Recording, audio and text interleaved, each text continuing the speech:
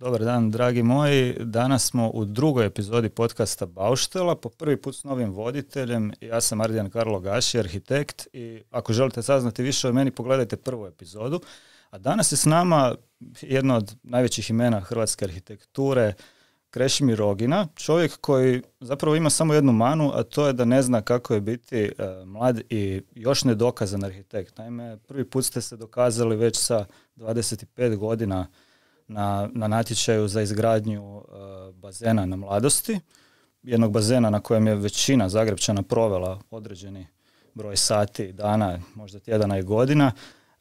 Recite, kakav je osjećaj dobiti jedan takav natječaj sa 25 godina i kako je moguće zadržati takvu razinu izvedbe u arhitekturi kroz jedan period od više desetaka godina? To je bio natječaj, 84. sa mojim kolegom i dugogodišnjim partnerom Vinkom Penezićem. Nije bio samo bazen Mladosti, nego istovremeno, gotovo istovremeno, to je bilo par dana razmaka, je stigla vijest iz Japana gdje smo mi poslali jedan rad svoj na Shinkenčiku, natječaj stil za 2001. godinu tada, gdje je isto došla vijest da smo dobili i tamo prvu nagradu. Znači dve orbitalne prve nagrade, jedna za izvedbu, jedna teorijska, gdje su žiriju bili Aldo Rossi, Fumihiko Maki, Hiroshi Hara. Dakle, oni su nam rekli da dobro razmišljamo o jednoj budućoj arhitekturi bliske budućnosti, a eto, ovdje je došla ta nagrada za plivalište, što je još bitnije, došla je realizacija vrlo brzo, kroz 3 godine, tako da smo mi zapravo počeli s jednom velikom kućom. Kako održati tempo? Aj, čujte, ja sam uvijek gledal više u rock bendove nego u arhitekte, tako da često kažem da me više formirao Mark Bolan, recimo, ili David Bowie, nego Mies van der Rohe i Le Corbusier. Naprosto changes. Znači, pratite te promjene. Pa da, evo, koliko znam, imate Instagram, aktivni ste i na Facebooku, ovaj podcast će inače ići još na YouTubeu i TikToku. Koliko ste u društvenim mrežama zapravo našli novo sredstvo izražavanja i jesu li društvene mreže važnije za vaše izražavanje možda nego sama arhitektura? Čujte, treba pratiti vrijeme. Meni je društvena mreža, ja sam u jednom času rekao, gle Vinko, imamo 40 godina zajedničkog iskustva, sad će sljedeće godine biti 45, objavili smo jednu knjižicu za koju smo rekli da je to naša retrospekcija u poplavi debelih knjižurina svih naših znamenitih arhitekata. Mi smo se izrazili kroz 69 vrlo kratkih koana, dakle to je nekakva naša da tako kažem, naša ideja našeg partnerstva, objavljena ovakve jednoj knjižici, a rekli smo velike retrospektive ne, pa imamo društvene mreže. Dakle, to je jedna kontinuirana retrospektiva koja sad traje recimo 1,5 ili 2 godine. Će trajati nešto dok se ne iscrpi taj format, tako da to je interesantno sredstvo. S druge strane, bivanje, dakle danas bi čovjek već danas trebao biti istovremeno i u tom argumentativnom prostoru jednako vrijedno kao i ovom fizičkom, pa je meni to i način da zapravo malo isprobam to bivanje koje će sutra biti integriranije nego ova tu igračkica. Ne? Da, zapravo, što mislite, hoće li uopće arhitektura kao fizička stvar ostati najvažnija ili ćemo preći? Uvijek će ostati. Ona će uvijek ostati, ta njezina fizikalnost je vrlo značajna i znamenita. Ne možemo reći, samo mora preći u neke druge karakteristike. Nešto godina nakon ovog prvog japanskog uspjeha uslijedio je i drugi za staklenu kuću 2001. godine. opet tema ta 2001. To nam je očigledno išlo. 90. godina je bila, 3.10. ujedinjenje dvaju Njemački. Mi smo prvi puta bili u Tokiju i prezentirali smo taj svoj rad gdje smo rekli da zapravo kuća bi trebala biti sučelje između čovjeka i nekih drugih stvarnosti, ne samo fizičke, nego i mehaničke i fenomenološke. Dakle, najavljivali smo to digitalno doba, rekli smo da je slika svijeta promijenjena definitivno, da je slika svijeta već tada, da su to premreženi integralno premreženi sustavi. Dakle, ta ideja fizičkosti jednog tijela u prostoru, više smo shvaćali da ona zapravo ne postoji i da se trebamo na neki način i arhitekturom odnositi prema. Paradigma tog pristupa je bio slijepi čovjek, dakle mi smo napravili staklenu kuću za slijepog čovjeka, gdje smo krenuli onda natječaj upside down, ne?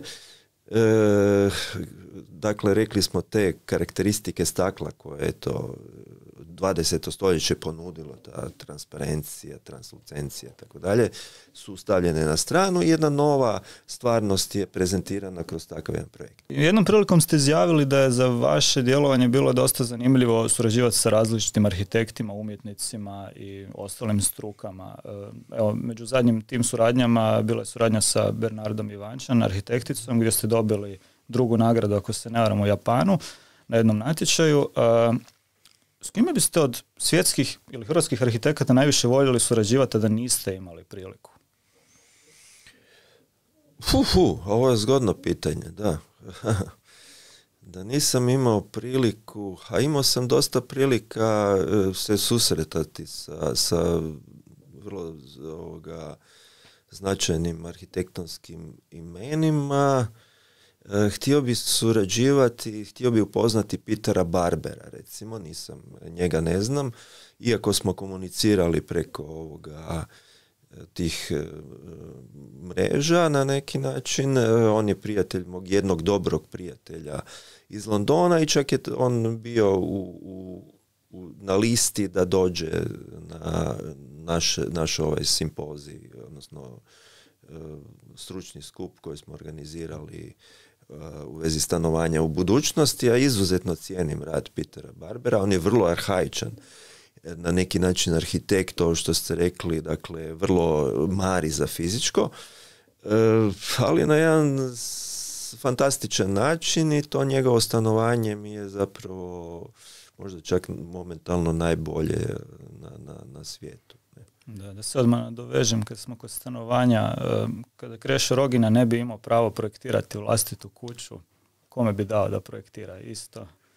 Ili? Peteru Barberu, da, sigurno. Sigurno, da. Da, bi. Da, to bi bila kuća gdje? Negdje na moru, u brdima? Ne, to bi bila kuća ko što je kuća koju sam ja napravio za svoju obitelj, bila bi u Trnju, Zagrebačkom Trnju, da. Onom sitnom, finom šibujanskom pretpletu malih uličica kao što je to zapravo u Tokio je, kad sam vodio Yoshia Tsukamota ili Takaharu Tezuku, Yui Tezuka, da ne zaboravim, i njihove supruge i Momoju Kaijima, oni su zaista uživali u tom okolišu koji zaista podsjeća na te japanske vrlo tanke, tanašne parcelice, tak se zove ta ulica, niz ulica se zovu njivice, to su uske i dugačke parcele koje su nastale od tih njiva u predgrađu, a danas su 25 minuta hoda do glavnog gradskog trga. Da, u biti mnogi Ilicu nazivaju najzagrebačkijom Zagrebačkom ulicom. Koja bi za vas bila najzagrebačkija Zagrebačka četvrt ili ulica? Ili to možda baš to Trnje? Ima ih više. Da, ja sam odrastao na Trešnjevci. Trešnjevka je meni jako prirasla srcu. Uvijek sam se čudio širini te takozvane nove ceste. Poslije se vrlo brzo, kad sam ja doselio, preimenovalo to u Lenjingradsku ulicu, tako da mi klinci to pamtimo kao Lenjingradsku, sad je opet vraćeno u Novoj Cesti. gledao sam tu širinu, gledao sam i američke filmove, bilo mi je zgodno kak ti Amerikanci parkiraju onak sa strane u ulici, još uvijek mogu 2 automobila proći u jednoj traci, u jednom smjeru, to je doslovno tak bilo, to na ovoj cesti, da bi onda poslije naravno i šećući se po tim vrlo uređenim nizovima, stambenim nizovima, kriomice pušeći cigarete sa svojim jednim prijateljem i tako dalje, da nas roditelji ne vide, da bi poslije saznao da su da je to zapravo Strižićeva prva hrvatska štedionica i da to nije Božja ruka, nego da je to jedan vrhunski hrvatski arhitekt. Ne? Da, pa evo, kako ste vi uopće završili na studiju arhitekture? Što vas Slučajno. Malo pojašnjenja. Ja sam sebe ja sam sebe vidio u nekakvom tom tom nekakvom umjetničkom recimo miljeu, no onda sam se više prevrnuo tim novim medijima i tako dalje, pa sam čak upisao i elektrotehniku, pa onda sam ošao i na već sam imao indeks od elektrotehnika, onda sam ošao na prijemni za arhitekturu, tam sam bil 17. ovdje sam bil 2. Onda sam rekao, ajde, pustit ću indeks od ovoga, ipak ću otići na... Gdje je danas ovaj koji je bio prvi na prijemno, da li se zna? Nažalost, ispod zemlje, naš dragi kolega Željko Jagić bio je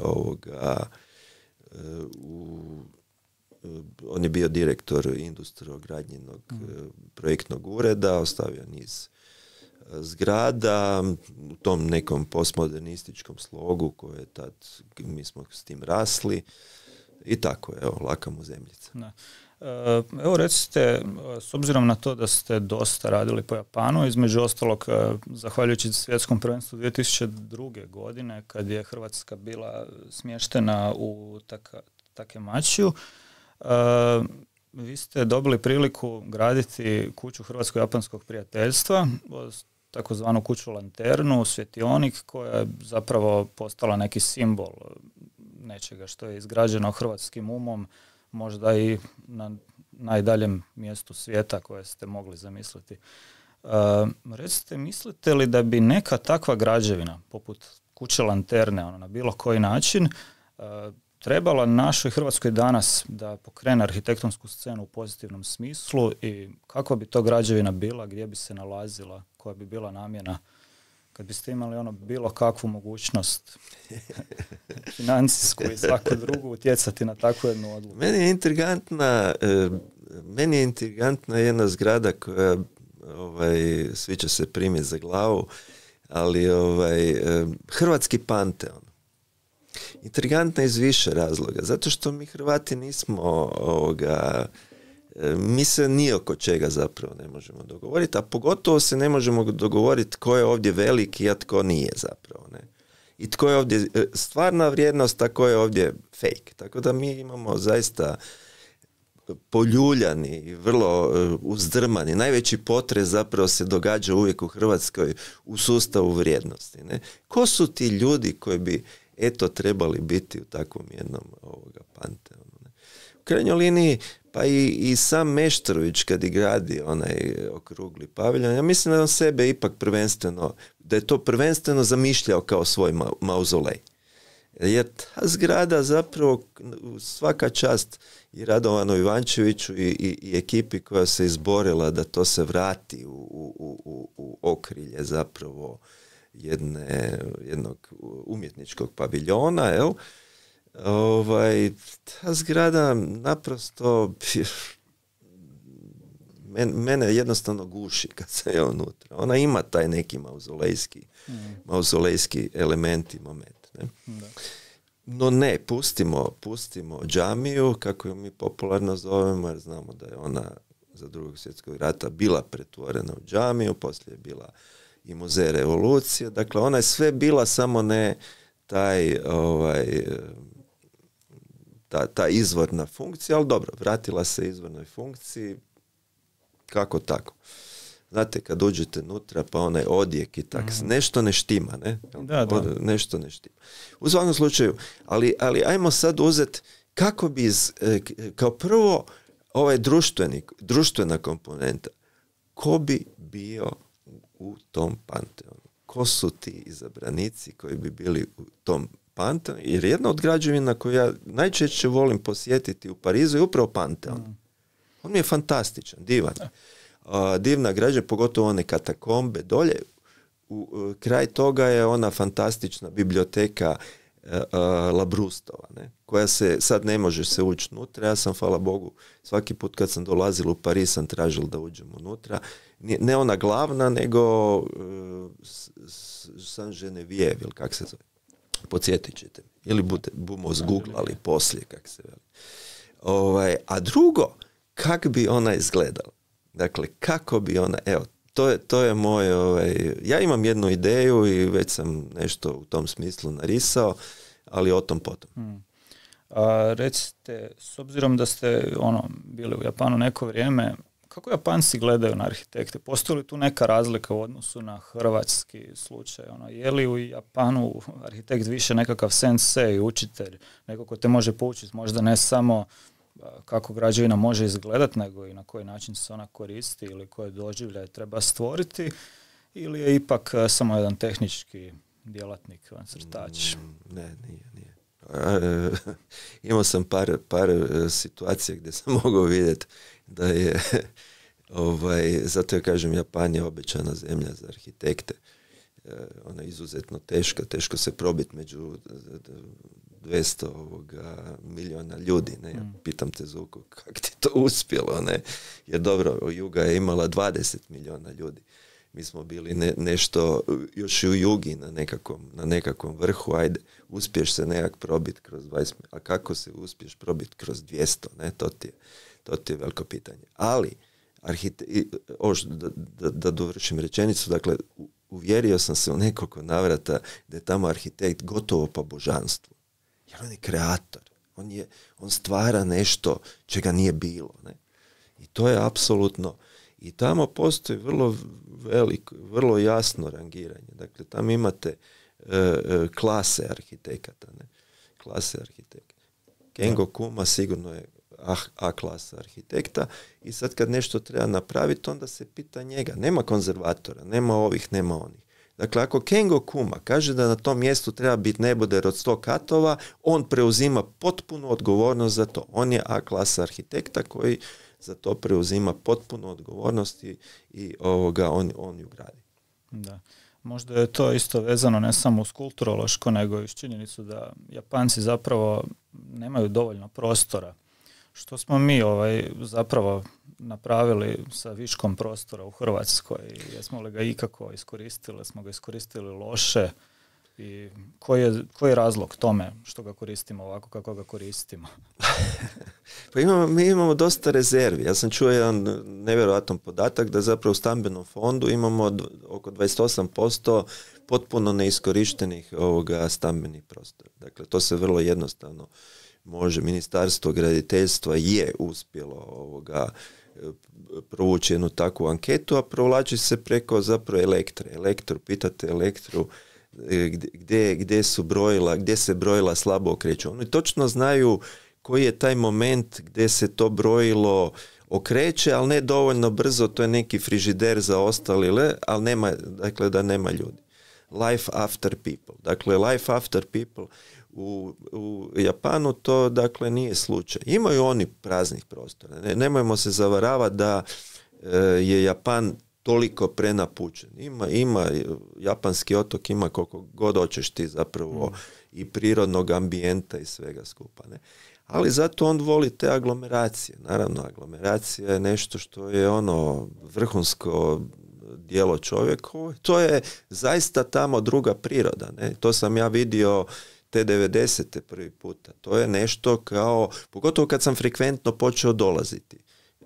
Nakon toga vidio sam tu promjenu zapravo krajolika koji, jedne godine sam došao godinu za godinu i jedan dio koji sam jako volio se toliko promijenio da je bio potpuno neprepoznatljiv. A tamo ti ne vladaš tom razlikom između koja je kuća stara, ti ne znaš je li ova kuća stara 17 godina ili je ona 7 mjeseci, ili sve su čiste, popeglane, održavane i sve su onak japanski. Da. Japanci zapravo imaju zanimljiv odnos prema brutalizmu kojeg stvarno cijene i dalje ga koriste kao vrlo zanimljiv stil. Da. Smatrate li da su stilovi u arhitekturi nešto što se treba koristiti, vezati uz neke arhitekte, ili je to tek nešto što arhitekt koristi shodno svom nahođenju u nekom... Pa ja ne volim taj izraz brutalizam, to je onako jako komercijalno iskorišteno je čak i na krivi način. Brutalizam je navodno, ne mogu sad 100% to tvrditi, ali nastao od nadimka Petera Smithsona koga su zvali Brutus. Uopće nema veze sa Beton Brutom i tako dalje, i ona njegova škola u Huntingtonu, ili kako se već zove u Engleskoj, dakle koja je građena od čelika, zapravo to je u biti bila kao nekakva paradigma brutalističke zgrade. Dakle, danas je to sasvim pomešano, ali ajde, danas se svašta podvodi pod taj brutalizam, pa neka. Japanci nisu imali brutalizam, Japanci su imali metabolizam. Dakle, metabolizam je bio vrlo jasan pokret koji je imao i svoj manifest, imao i svog da tako kažem, kako se to veli, ideologa, i imao je vrlo jasne arhitekte, pa čak su se i onda i stariji priklonili tome. Dakle, čak i Kenzo Tange se priklonio, dakle, tom metabolizmu koji je tumačio da je to poput ljudskog organizma, dakle, taj služeći dio ovoga arhitektonske strukture, to je došlo i od Louis Kahna i tako, miješali su se utjecaji, ali to je jedan vrlo autentični pokret bio koji se, eto, ostavio je za sebe vrlo znamenite građevine, ali isto vremeno je potaknuo jednu drugu zapravo kontrarevoluciju malih kućica, malih prostornih intervencija i tako dalje, gdje se cijela jedna plejada, od to je Aita, Takefumi Aide i drugih, Tadao Anda u krajnjoj liniji, na tim krilima, dakle, tog post-metabolizma uzdigla. Što mislite, zašto nešto tako nije uspjelo opstati u ovim našim krajevima, primjerice u Skopju, gdje su mnoge građevine bile napravljene od vrhunskih japanskih arhitekata, evo danas postoji ta neka tendencija da se one pretvore u nešto potpuno fake, u nekakav... Malo Japanaca ostavilo traga fizičkog, nije izgrađeno nešto, ali zato je de facto ta ideja Tangeova, iako moramo tu uvijek reći da je Radovan Miščević isto tako bio naš urbanist, jel, da je isto tako dobio jednako vrijednu, ja mislim, nagradu na tom natječaju i da je tu postojala određena suradnja, no naravno zvučno ime Tangeovo, jel, prevladava, no Makedonci su bili toliko pametni da su svoje tadašnje vrhunske arhitekte poslali na specijalizaciju u različite dijelove Europe prvenstveno i svijeta, i zapravo te zgrade su radili ti arhitekti poput Živka Popovskog ili ne znam, još i drugi. Dakle, neću se možda sad sjetiti svih imena, i ostavili vrlo velikog traga upravo u onom što se danas recimo zove, tim brutalizmom. Ali šta se dogodilo? Dakle, imamo jednu situaciju interesantnu. Meni je ona kulturološki i fenomenološki definitivno interesantna. Ne mogu reći da mi ova transformacija te brutalističke strukture u jednu neobaroknu, kako oni vele, jel? Neki neoklasicizam, da mi nije isto toliko tako interesantna, ne mogu reći. Da. Da. Pa evo, spomenuli ste tu vrstu edukacije kod stranih zapravo stručnjaka. Što biste danas preporučili recimo mladom hrvatskom arhitektu ili arhitektici? U koju zemlju bi trebalo poći? Od koga bi trebalo učiti? Ko nas to može izvući iz ovog trenutnog stanja? Ili imamo dovoljno znanja kod kuće, samo ga zapravo ne poštujemo dovoljno? Apsolutno. Mi smo baštinici fenomenalnih građevina i struktura, tako da neka velika, možda nas je ubio taj upliv sa strane, možda nas je ubilo to gledanje u Nizozemsku, možda nas je ubilo, kak ja velim, kopiranje i praćenje glavne štetočine pod navodnicima svjetske arhitekture, kako ga ja nazivam, Rema Koolhaasa. Nisam jedini koji tako misli. Evo, moj prijatelj Tezuka isto tako nema baš veliko mišljenje o Remu Koolhaasu. Dakle, ja ne mogu reći da nisam zagrebački đak zagrebačke arhitektonske škole. Da. Ja nemam nikakvu prethodnu edukaciju, jer nitko iz moje familije nije bio arhitekt. Dakle, ja sam ono što sam naučio o arhitekturi, bazično sam naučio na Zagrebačkom arhitektonskom faksu. Ali na način da sam imao u glavi svoje vrijednosti, da sam imao u glavi da želim te vrijednosti i tu vrstu života koju sam ja proživljavao kroz te, koliko sam svjestan bio sebi kraj 60-ih i 70. godine, sam 77. upisao te faks, i da su tu, da pratim neke trendove koji se događaju u svijetu. Dogodila se postmoderna, te 77. godine se dosta toga prevrnulo u svijetu. Charles Jenkins je napisao svoj Language of Postmodern Architecture, snimljeni su prvi Star Warsi, Sex Pistolsi su izdali svoje Nevermind the Bollocks, Here are the Sex Pistols. Ja sam se našao u Londonu tada i naravno da su to utjecaje koji su na mene ostavili velikog traga, ali istovremeno uvijek sam bio na neki način okrenut prema toj najboljoj tradiciji onog što mi tu imamo, prema egzatu, prema novim tendencijama, prema muzičkom bijenalu, prema školi crtanog filma. Dakle, ne možemo sletjeti, ne možemo samo pokupiti i sletjeti i reći ne postoji ništa prije toga. Dapače, počeo sam kopat i istraživati i napisao sam i objavio sam nešto knjiga i svojih i ne svojih baš na tu temu. Nama treba jedna dobar odnos prema tradiciji, treba nam treba nam jedna dobra, da tako kažem, kulturna infrastruktura. Ne? Mi imamo odskoka, ali nažalost te prave dobre infrastrukture nemamo. Recimo, evo samo primjer odnosa prema Viktoru Kovačiću. Ostavljam vama dalje za pitanje, da ne budu predugi moji monolozi.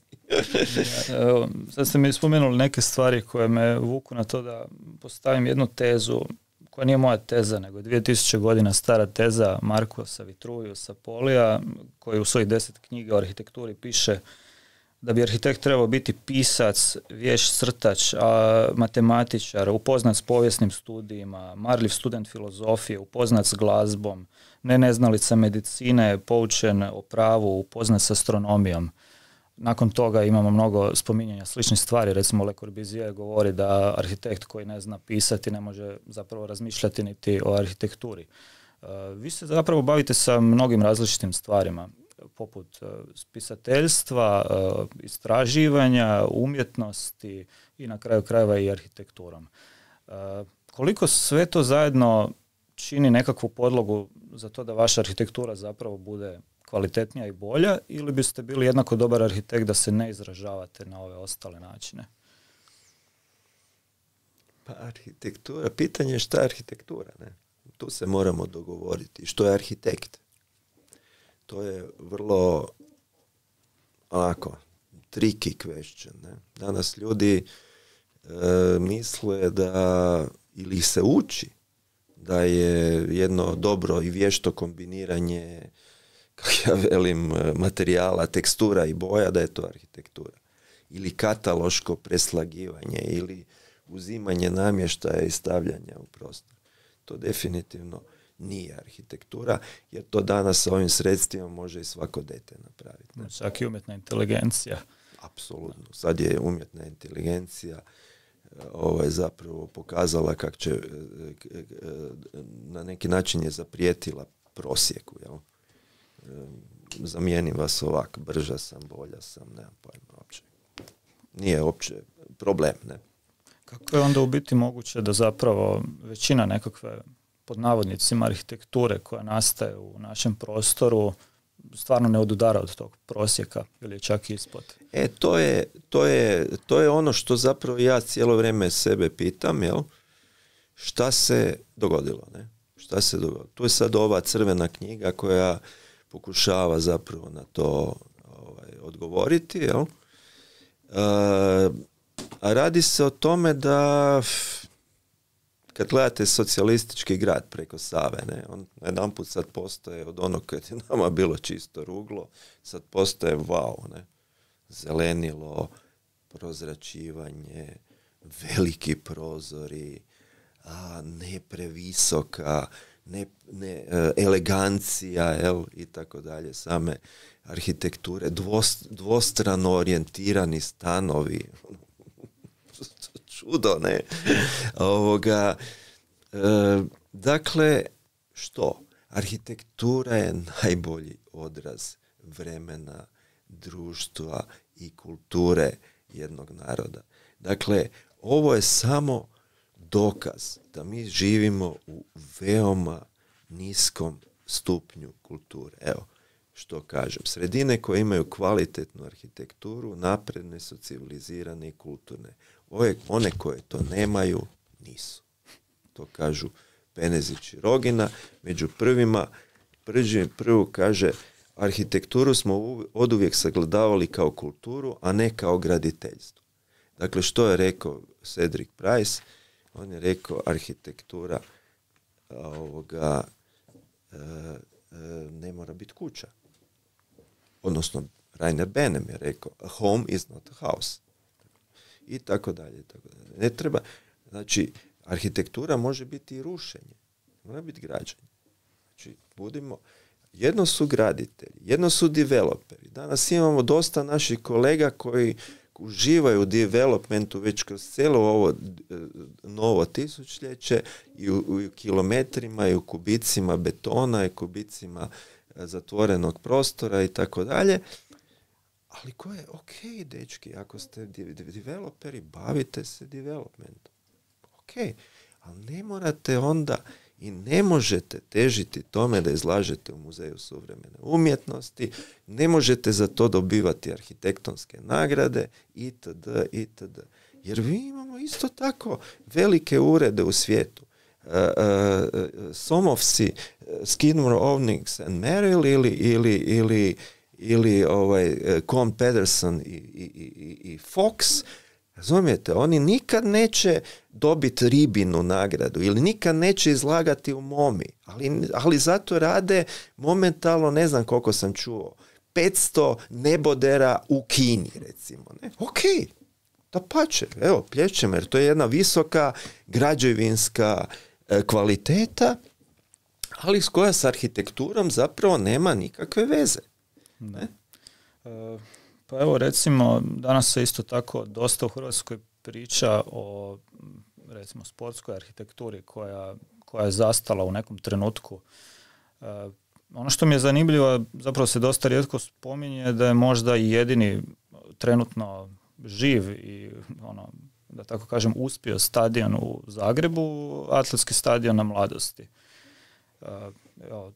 Vi ste sad zajedno sa Vinkom Penezićem autor toga projekta. Koje je vaše viđenje problema, rješenja i zašto Zagreb ne može sagraditi jedan stadion po mjeri grada kakav je Zagreb? Gledajte, stadioni, taj stadion na Mladosti je zapravo dio već tog originalnog projekta iz 1984. No, kasnije kad je Dinamo htjel zapravo ukinuti tu atletsku stazu, onda se Hanžekovićev memorijal preselio na Mladost i onda smo upitani da napravimo još tu malo veću tribinu i nadstrešnicu i tu smo iskoristili mogućnost da, dakle, 15 godina nakon napravimo tu jednu od prvih tekstilnih zapravo struktura, gdje sam taj tekstil je element nošenja. Dakle, on se isto tako proračunava i kao ostali elementi ovoga konstrukcije i to su radili stvarno stručnjaci koji se s time bave. Jedan naš čovjek koji je bio u Njemačkoj pa je došao sin, pa je onda misleći lijepo da se vratim, ali onda je pobegao natrag u Njemačku. Petrović se zove. Krasan konstrukter. I a šta se tiče stadiona, ne znam kada vam kažem. Nije mi jasna uopće ta zapravo ideja Zagreba kaj hoće zapravo. Kaj hoće i kaj neće. To mi ne znam. To je više političko pitanje. Tako da ja bi se bavila ovim strukovnim.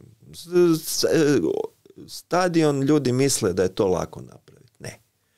Sportski objekti su znanost.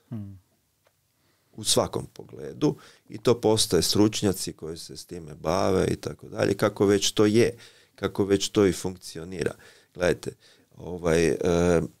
mi smo napravili, dakle, taj bazen kao 25-godišnjaci. Nikad poslije nas nije ovdje zvao da damo svoje mišljenje o bilo čemu u tom području. Isklesali smo taj segment, da tako kažem, do savršenstva što se tiče i same, jer to vam je jako važna temperatura vode i najvažnija kubatura, znači koju vi količinu zraka, jer vi morate držati temperaturu na 25-27 stupnjeva, tu kubaturu zraka morate. Zato smo mi i sakrivali konstrukciju da smanjimo kubaturu. Ne? Poslije se radi bazen na Sveticama koji je otvorena konstrukcija. Utrena isto. Koga briga i tako dalje. Mi smo recimo na natječaju za sad sam se posjetio, s kolegom sam razgovarao jedan dan pa smo se dotakli te teme.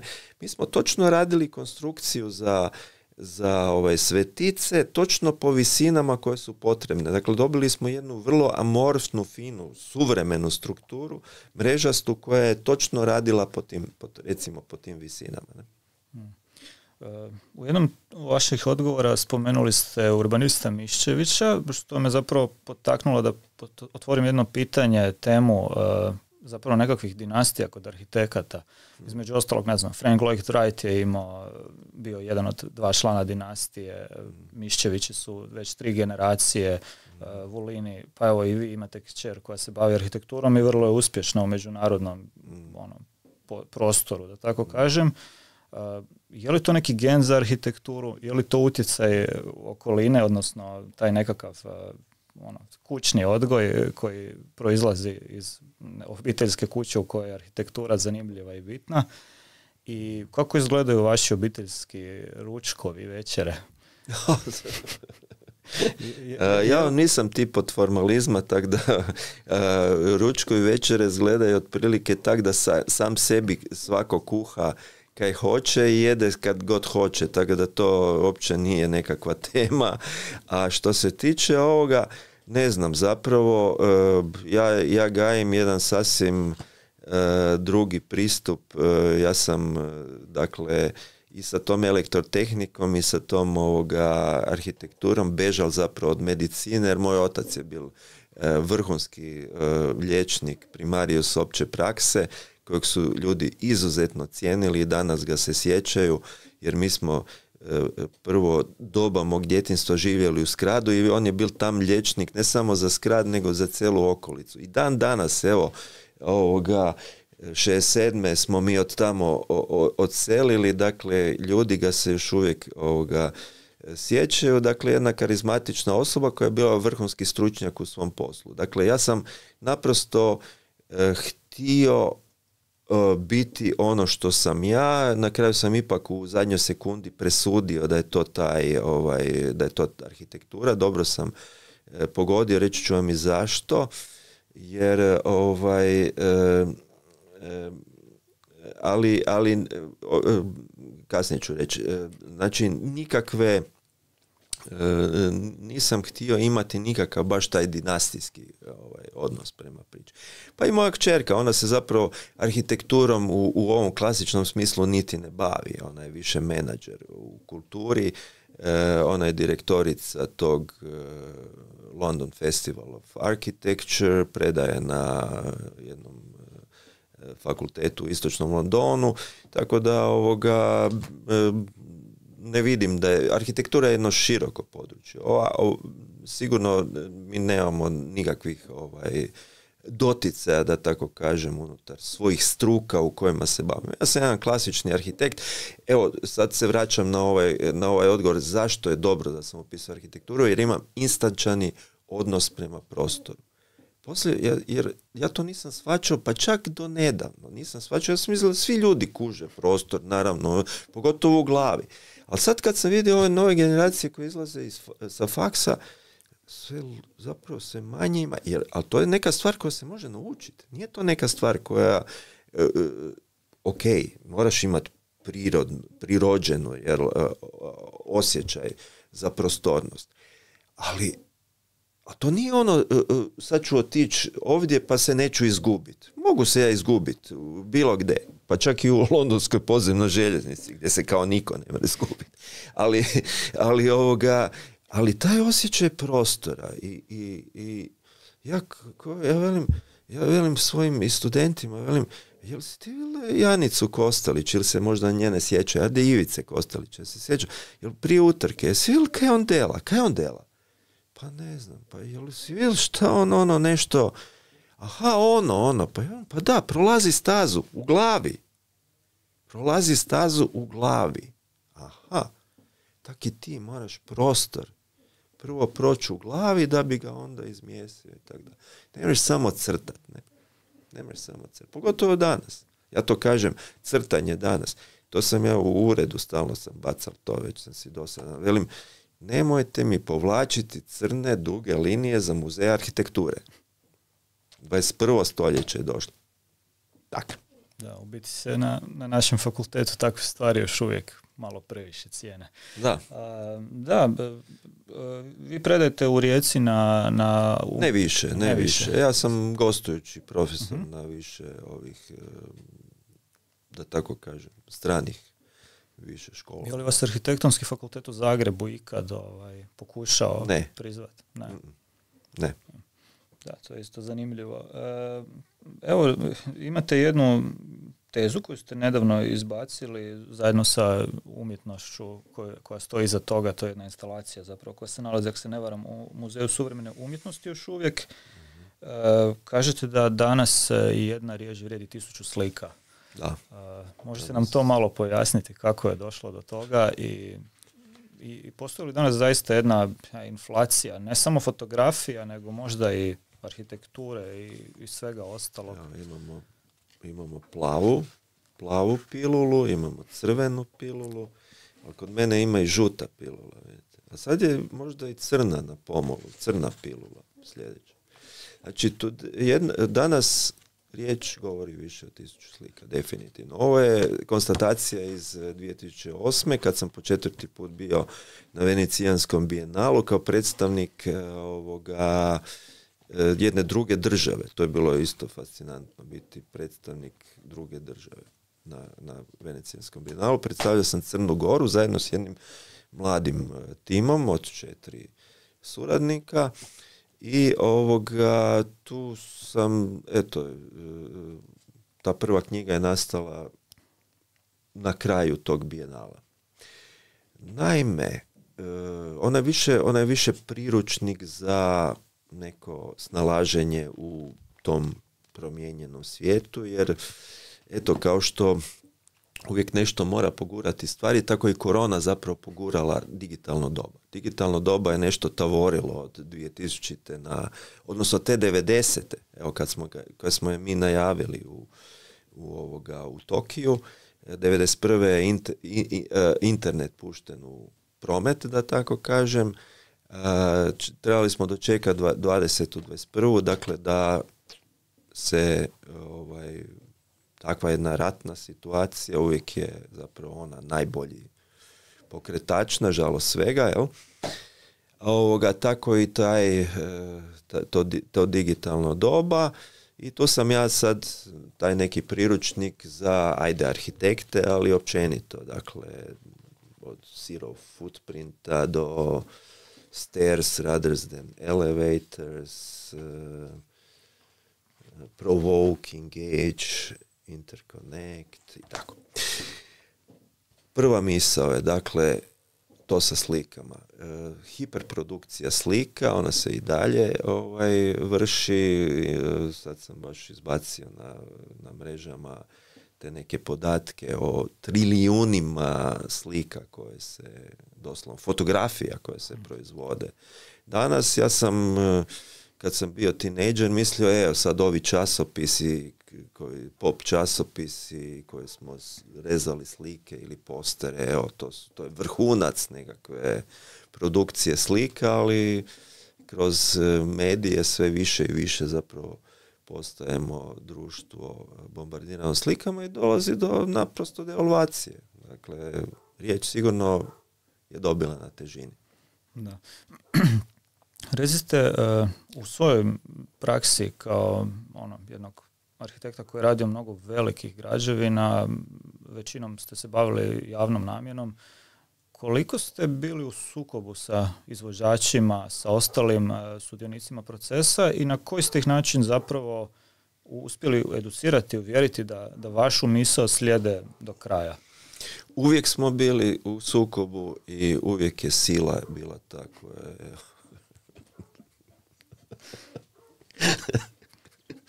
Samo nasilje.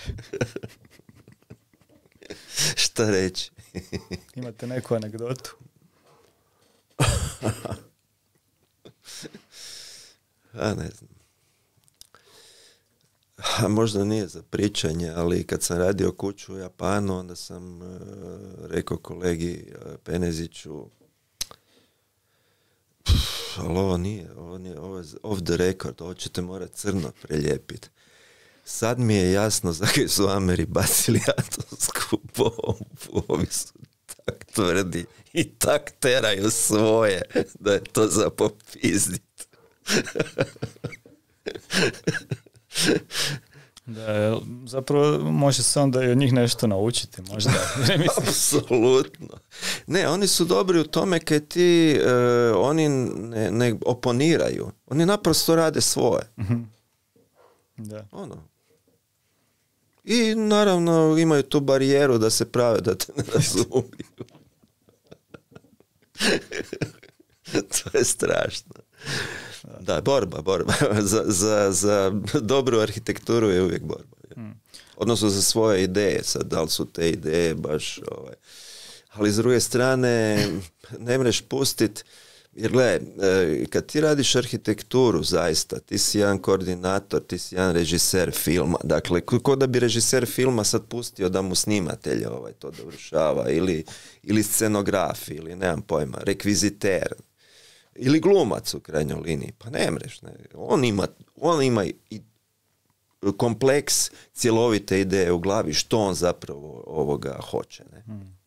Tako da, to je i arhitekt. Dakle, ako ti imaš ideju, onda to znaš zašto nešto treba biti. Nekom to drugom izgleda minorno, ridiculous, izgleda ne znam što, no najčešće se zapravo gleda kako da se poljulja povjerenje između naručitelja i arhitekta. Svi ostali u lancu gledaju kako da naruše to povjerenje, a pametan naručitelj, investitor, klijent ili kako ga god hoćemo sada zvati, on bi trebao znati da je pravi, istinski arhitekt njegov glavni partner u cijeloj priči.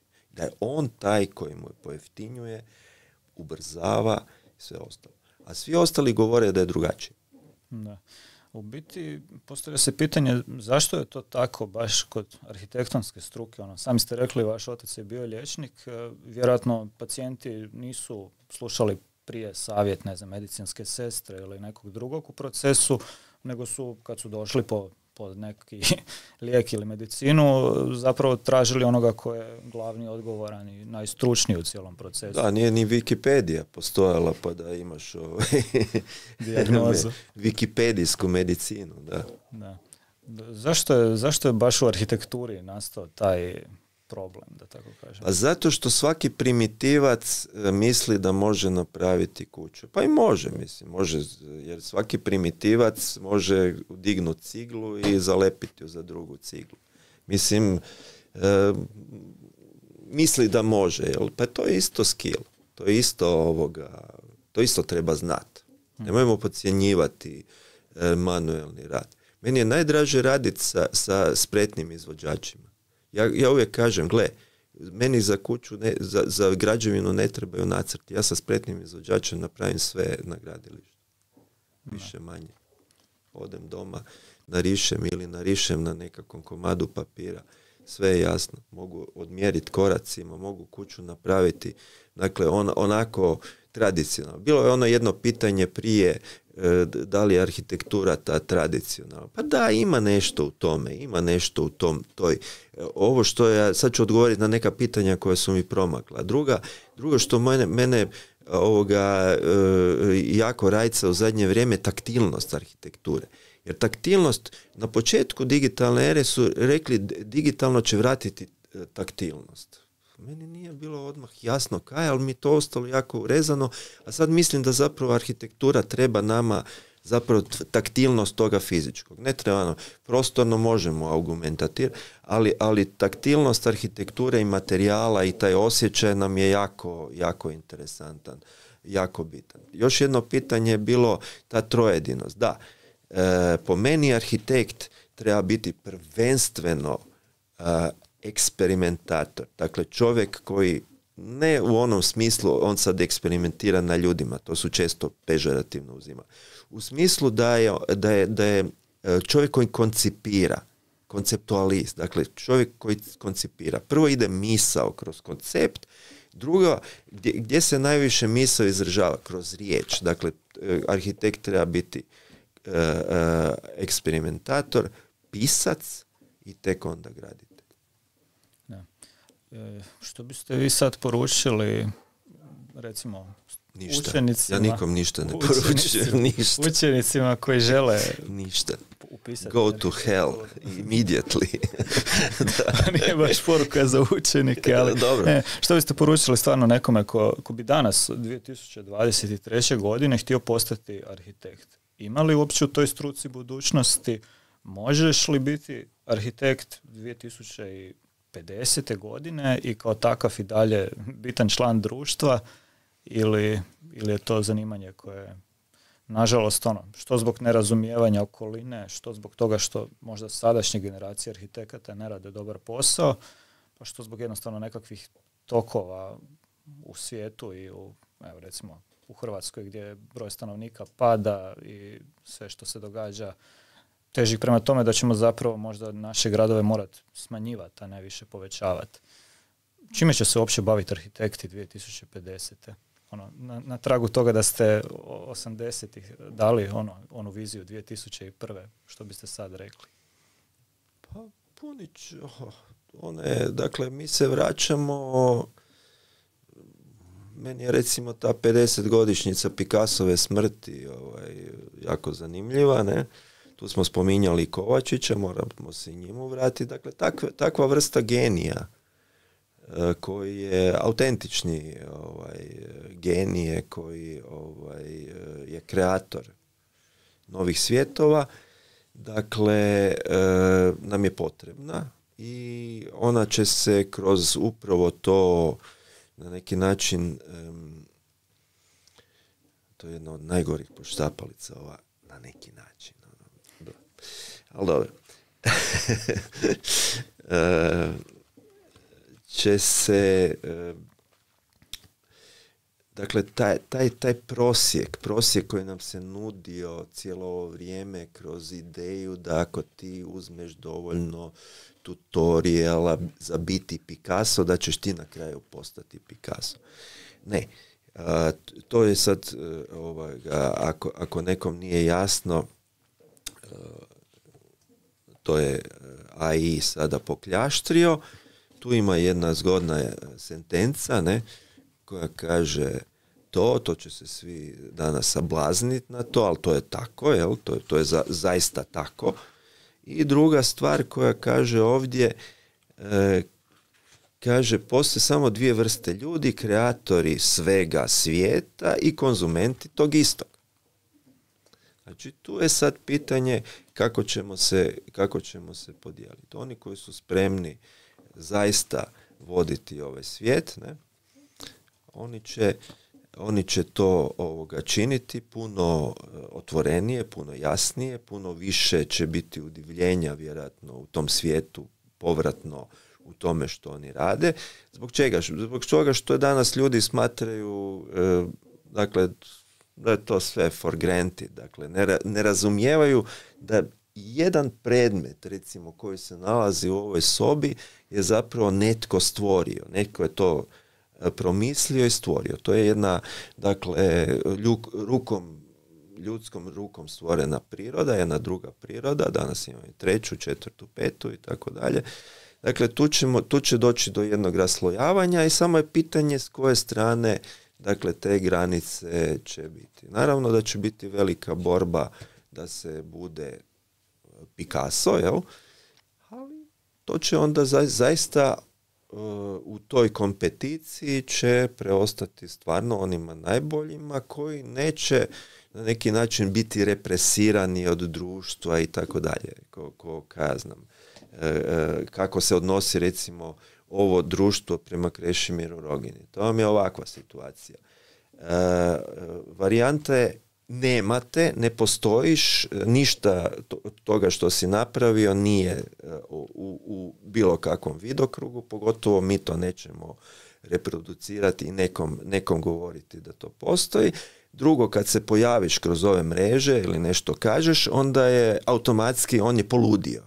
On je uvijek bio lud, ali sad je totalno poludio i to je ono što se sad momentalno širi nakon ovog mog, kako bi rekao, malo izleta u taj medij, je to najveća mantra ove jadne sredine. U biti, sad vas moram i kvotati. U razgovoru ste mi napisali, ne vole me, no baš me briga. Ko vas to ne voli? Arhitektonska zajednica. Postoji neki razlog ili je to čisto nekakvo nerazumijevanje?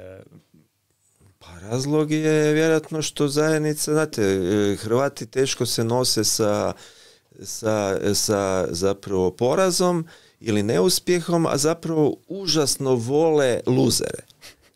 To vam je kontradikcija hrvatska, ne? Znači, kad si ti premašuješ sve moguće limite, znači preskačeš letvicu, 2,5 metra, onda mislim, kaj je to, ne? Tako da, kad imaš 7 nagrada u Japanu, ne, spomenuli ste zadnju sa kolegicom Bernardom, dakle, kad imaš 4 nastupa na Venecijanskom bijenalu gdje su te 2 put pozvao te glavni kurator bijenalski, dakle ti nisi prošel ovo tu lokalno ono kao daj ovog, daj onog, nego te pozvao Kurt Forster ili Aaron Becki, jel? I još si bil na natječaju među 42 rada i svijeta za nastup u Crnoj Gori, pa su te izabrali između toga kad si bil i kad si sagradili kuću u Japanu koju nema bome svaki svjetski arhitekt, onda nisi persona grata nikak, ne. To ja zovem sindrom Anje Persson, ne. Anja Persson je to dobro odhendlala. Ovi tu ne hendlaju to dobro. Ne. Ona je rekla, ok, imam Janicu, gledat ću je u leđa cijeli život, pa kaj sad, ne. Ali ovi tu nikak to ne priznaju, nikak im to dobro ne sjeda, ne. Da. Pa evo, za kraj jedno malo možda kontroverzno pitanje. Koju bi od svojih ostvarenih građevina voljeli da se nije možda ostvarila? Možda zbog izvedbe, možda zbog toga što ste u tom trenutku razmišljali drugačije, danas to smatrate pogrešnim. Nema ih? Ne, možete na bilo koju svoju građevinu sam ja na ovaj ili onaj način ponosan. Gledajte, naši arhitekti, nijedan naš arhitekt nema opusa. Mi proizvodimo veoma malo zapravo i taj kriterij vježbanja na arhitekturi zapravo ne postoji. Onaj ko napravi lošu građevinu ovdje na koju kao odgovori potvrdno na ovo vaše pitanje, taj je loš arhitekt.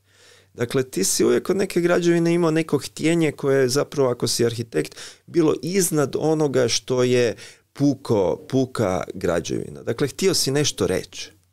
Htio si nešto, a to se vidi, ja to kažem, evo i u svojom ovome, uvijek kažem, ono što ne vredi u betonima, piš ga vrit. Sad može to biti obučeno ovako, onako, uništili su mi ovo, ma ne može ti niko uništiti. Evo, to piše u krajnjoj liniji, evo, odgovor na vaše pitanje, piše i kao neka treća ili četvrta rečenica u našem, evo odgovora. Da. Nepovjedivi duh. Da. Je se vidio? Okay. Se nadam da se vidi. Da ne trebam čitat, ne? Evo, arhitektura je prvenstveno duhovna disciplina. Dakle, gledajte, vi zamišljate arhitekturu. U trenutku kad se zamisli, ona je nastala. Ona sad, da li će ona biti građevina, da li će ona biti polugrađevina, da li će ona biti nekakav bateljak koji će se moći nastaviti ko, ne znam, pa Dioklecijana palača bolje izgleda ko ruševina nego ko palača itself, ne? Da, to je istina. Evo, ja bi za kraj samo postavio zadnje pitanje, a to je koga biste vi preporučili za sljedeću epizodu ovakvog jednog podcasta? Kog biste voljeli gledati? Naravno, od ovih realnih imena s hrvatske scene. Žarka Pajića. Zašto? Pa zato što je on naš Slavoj Žižek i jako puno se bavi arhitekturom. On nije arhitekt, ne? On je filozof. Njega bi volio vidjeti svakako. Evo, imamo tu ideju, probat ćemo. Ništa, hvala vam puno na gostovanju. Danas je s nama bio arhitekt Krešimir Rogina, između ostalog ispisatelj, istraživač, znanstvenik, umjetnik i sve ono ostalo što jedan arhitekt zapravo treba biti. Hvala vam, do iduće epizode.